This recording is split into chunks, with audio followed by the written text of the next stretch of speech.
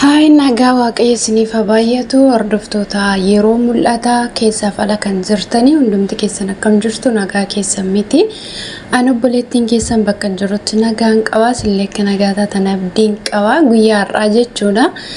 namoota gaaffii nagaafataniif deebii laachuun dhufeera gaaffiin koo kunis ergaa qaba akkasuma immoo namoota nagaafatan qofa otoo hin taane namoota biraaf illee deebii qaba akkasuma immoo dhimma kaffaltii YouTube irrattis jechuudha waanan isinitti himuun qaba kaniin bu'aarraa argadhe isinillee akka argattanii jechuudha namoonni baay'een icciitiisa baasee namatti himatu garuu haa ta'u malee hamma waaqayyo kallattii kamiiniyyuu nama kamiyyuu gargaaree waan baratti irraa barsiisu waan argatte irraa immoo dhalootaaf qooduuni waaqayyo duratti illee qajeelaadha jechuudha. haa ta'u egaa gaaffiin ani gaafatame karaa YouTube gizutoobiiti garuu yeroo mul'ata irratti dhimma YouTube yeroo baay'ee waanan hojjedhuu fi yaada kana asan fidee viidiyoo kana immoo achirratti sheeriin godha isinis immoo hordoftoonni yeroo mul'ata yaada kana akka argattaniif gara keessan isinii fideera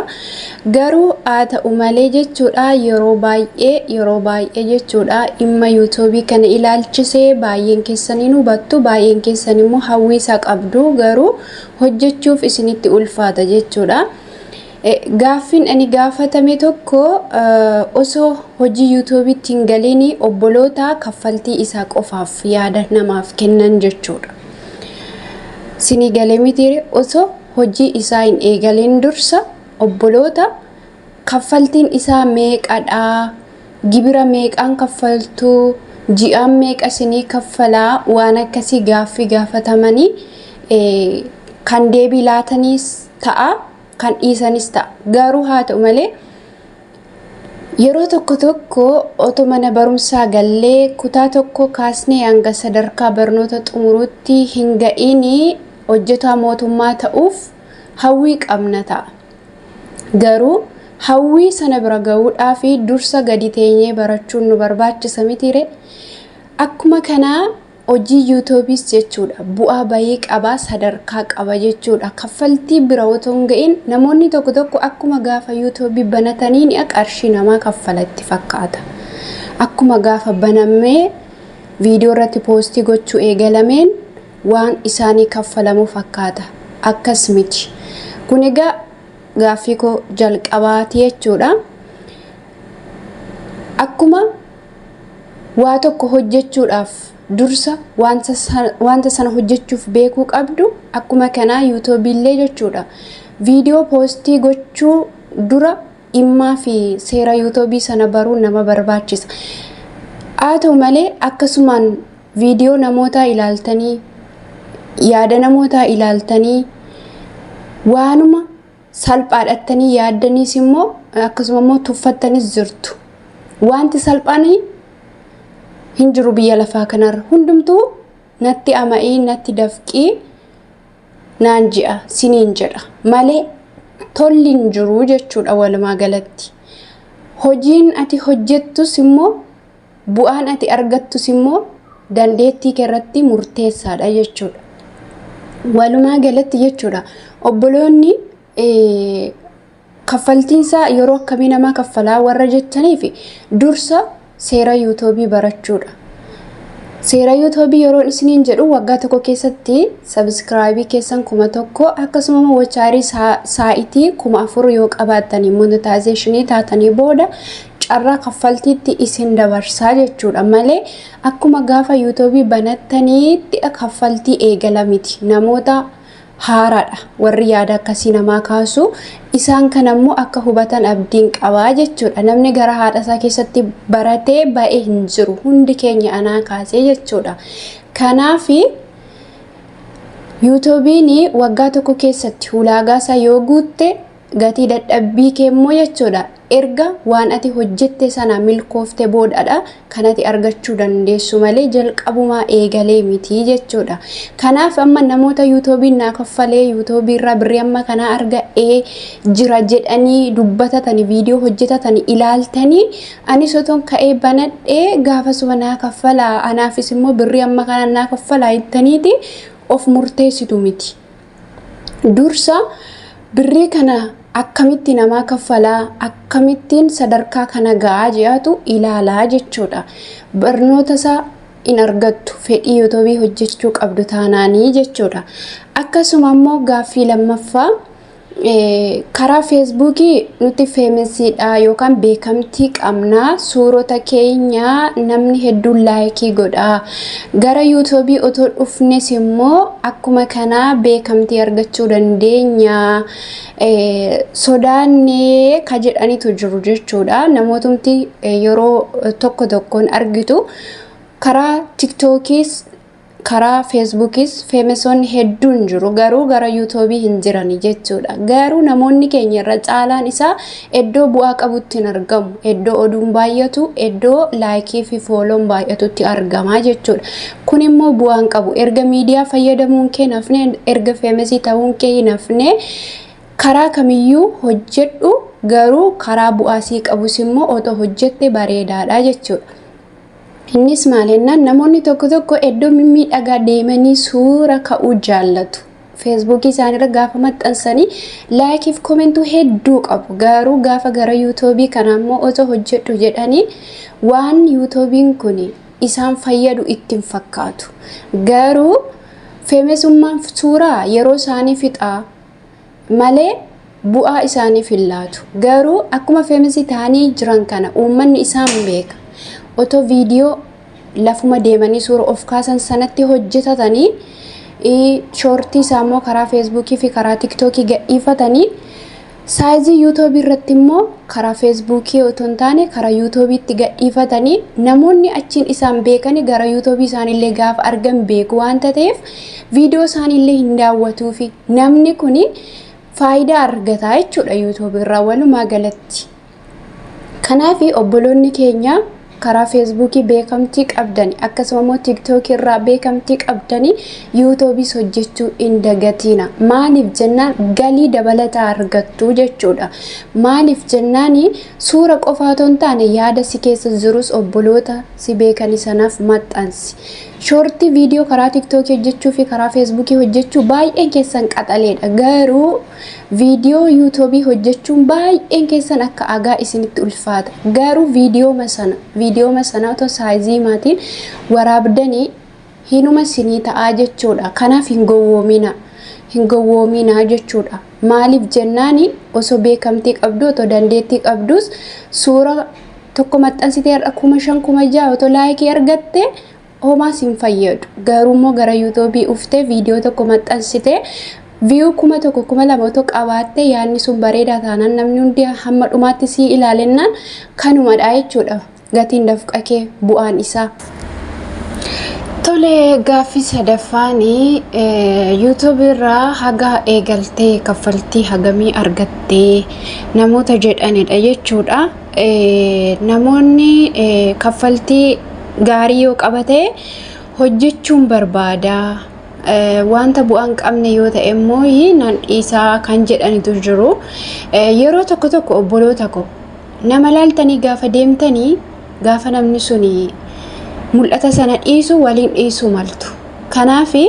amma ani jechuudha salphaamatti waggaa tokko keessatti 50 kaffalee otoon siniin jedhe baqa naafis 50 kaffalaa jettanii sammuu keessan amansiistanii gara YouTube'iin dhufina. Maaliif jennaani 50 ji'a 2 ji'a 3 keessattuu argachuu dandeessa. Ati immoo akkamitti yoo jettanii namni tokko dandeettii garaagaraa qaba, mul'ata garaagaraa qaba, kennaa garaagaraa qaba jechuudha. Kanaaf isan ani hojjedhu kana hojjettatu hin taane ati waan sammuu kee keessa jiru, waan dandeettii kee keessa jiru ana caalaatti hojjechuu dandeessa. Kanaaf kaffaltii kan korra dhaabattee kaffaltii kan kee wal madaalchistee deemuun kufaatii guddaadha jechuudha walumaa galatti. Maaliif ati of taate nan hojjedha jettee sammuu kee amansiisu inni guddaan. Namarraa beekumsa argatta malee mul'ata namaa fudhachuu nama milkeessus si kuffisas immoo jechuudha. Maaliif jennaan namni waaqayyoon gaditti waliif qoricha, walirraa barataa, wal barsiisaa, dandeettii walirratti haamilee walii ta'a malee sammuu kee kabraa yaada, sammuun koo kabraa yaada. Kanaaf isa beektu irratti beekumsa dabalachuudha malee akkasuma immoo abaluuf hamma kana kaffalee jira ani soton hojii YouTube eegalee waggaa hamma kanaatitti kana argachuu danda'a jettees ittiin galiin maaliif jennaan 5,000 abuu dandeessa waan ta'eef hundumtuu sisteema mataasaa qaba hundumtuu chaalenjii qaba chaalenjii gurguddaa hedduu keessa darbeera ani jechuudha sadarkaa itti ji'a jaana adabellee nan qabaa sadarkaa ji'a sadiitti na adabellee nan qabaa kana keessatti immoo obboloonni baay'een illee adabbii kana obsuu dhiisanii kan YouTube masaa dhiisanii achiin badan illee jiru wanti hundumtuu jechuudha obsa nama gaafata yoo ati obsite yoo ati mul'ata keessanaaf hawwii qabda ta'e iddoo qabda ta'e obsa qabda ta'e hinuma si kaffala hinuma si sirrata wanti dogoggora ta'eyyuu jechuudha kanaaf keessumaa jechuudha obboloonni baay'een mul'ata namaa ilaaltanis hojii tokko hin eegalina maaliif jennaan ototi hojii kana hojjettu haalli jireenyaa tokko tokko si mudatee mul'ata sanarraa si fageessu mala yeroo kana immoo sammuu kee si dhiphisuu mala akkas ta'uu qabu gaafa hojii miidiyaa hojjettu si ta'ee si ta'uu baatus sammuu kee amansiistee itti seenuudha jechuudha akkuma naggaadeen yeroo waa tokko gabaarraa nagadu kasaarees isa baases ittuma gammadee hojii kooti je'ee hojjeta jechuudha kanaaf wanti miidiyaa amansiisaa miti takka ol si buusaa takka gadi si buusa yeroo hundaa wal siif hin qixxaatu garuu hojiin biyya lafaa hundumtuu bu'aa bahii qaba kanaaf obboloonni hojjechuuf dhuguma fedhii qabdan ila amma TikTok irratti saayitii baay'ee gumna baay'een keenya feemisoota ilaalaa bulla halkan guutuu akkasuma immoo komentii barreessaa bulla ofii keenya waa tokko bu'aalleen buufannu akkasuma Facebook irra waggaa hedduu anillee fiigaa tureera fakkeenya sinii fudhadha ofuma koo of jechuudha garuu bu'aa tokko hin qabu jechuudha kanaaf erga wifi qabaattee erga hirriba dhabuun keen oolleesi isa kanas isa bu'aa ittiin argattu hojjedhu akkamittan hojjedha yoo jettan immoo baradha namoota barsiisan hordofaa duubni isaa maal akka ta'e fuuldurri isaa maal akka ta'e jalqaba irratti maal gochuu akka qabdanii sadarkaa yeroo guddate irratti maal gochuu akka qabdanii isa kana namumarraa barachaama adeemtu jechuudha kanaaf walumaa galatti inni guddaan of amansiisuudha ofitti amanamummaa qabaatte jennaan komentii si barreeffamu sanoton ta'an isa namni siin jedhu sanoton ta'an keessuma keetti of amansiisuudha jechuudha maaliif akkatti jiraattuuf akkatti hojjettu si duwwaatu beeka waan ta'eef jechuudha kanaaf inni guddaan muuxannoo dabalataa namoota hordofuudha inni guddaan immoo ofitti amanamummaa yoo si adabes yoo immoo namni si hordofuu baate hordoftoonni koo xiqqoodha viewun koo xiqqoodha maal jettee abdii kutatta taanaan gaarii miti maaliif jennaani isteepbii YouTube takka viidiyoo tokkoon ol si baasa karaa ati yaanneen karaa tokko immoo kan ati itti xaartee dadhabdee viidiyoo itti hojjetaa bulte viewunsa si jalaa gadi xiqqaate maaf naa ilaalamuu diddee jettee sammuu kee of kan dhiphistus hin jiraa jechuudha kanaaf viidiyoon tokko sirriitti gaafa si ilaalamee doolaara gaalee si laatu viidiyoon tokko immoo gaafa si ilaalamuu didu innoo naa ilaalamaa hin jiru akka duraanii jettee dudduubatti deebuu miidiyaa jibbuu dhiisuudha jechuudha amaloota namoota tokkooti yerootti miidiyaa kana hojjechuu mas hin jibbisiisu jira anuma mataa kullee akkasi gaafa si jibbisiisu sanas immoo ittuma didii hojjedhu guyyaa itti immoo gatii dadhabbii kee argattee itti gammaddutu jira waan ta'eef jechuudha yeroo hundumaa namni kamiyyuu hojii miidiyaa kanaa mitiiti hojii kamiyyuu jechuudha guyyaa hundatti gammadee namni hojjetu hin jiru otoo dadhabuu otoo dhukkubsatuu bakka otoo beela'uu otoo dheebotuuti namni kamiyyuu hojjetee gaafa garuu hojjetee umarratti milkaa'u yookaan immoo gatii dadhabbisaa ijaan argu itti gammadaa jechaadha kanaaf jabaadhaa walumaa galatti waliin taafaa hojjedhaa kaffaltii hin qaba dhuguma sirriitti monetization taatanii booddee viidiyoon keessan isa takkatti ilaalamee dhiisotoo hin taane isa yeroo hundumaa deddeebee ilaalamu taanaani baay'ee sinii kaffalaa jabaadhaa ani waanan argeefan dubbadha kana fakkaata viidiyoon ko guyyaadhaa gaaffii yoo qabaattan na gaafadhaa turtii na waliin gootaniif galatooma